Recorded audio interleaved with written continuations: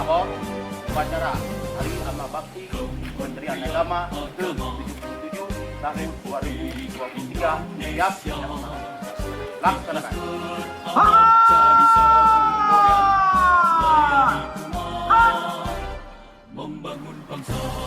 Lapor upacara Hari Amal Bakti Kementerian Agama ke-77 tahun 2023 siap dimulai. Laksanakan. Bersatu padu bergerak dan berkarya wujudkan negeri yang damai. Kementerian Agama Siap. Kepada bendera merah putih. Hormat! Baik. bangsa ikhlas beramal jadi semboyan layani umat membangun bangsa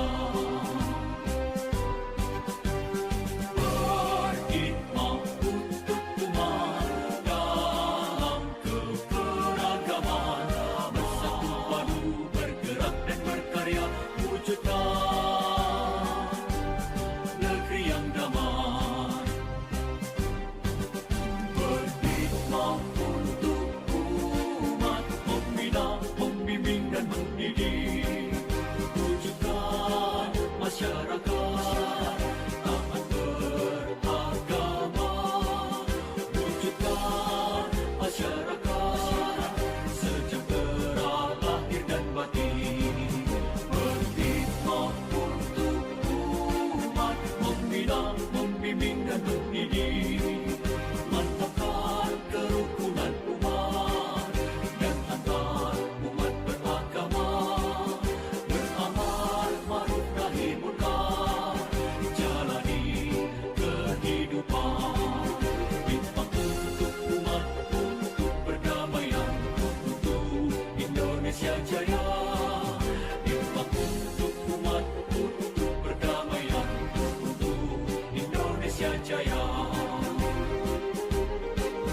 Berkhidmat untuk umat, membina, membimbing dan mendidik, wujudkan masyarakat taat beragama, wujudkan masyarakat sejahtera lahir dan batin. Berkhidmat untuk umat, membina, membimbing dan mendidik, Upacara telah dilaksanakan. Laporan sebarkan.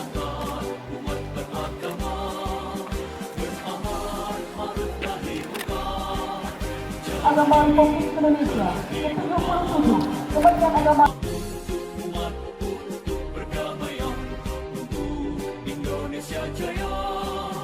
Khidmat untuk umat, untuk perdamaian, untuk Indonesia Jaya.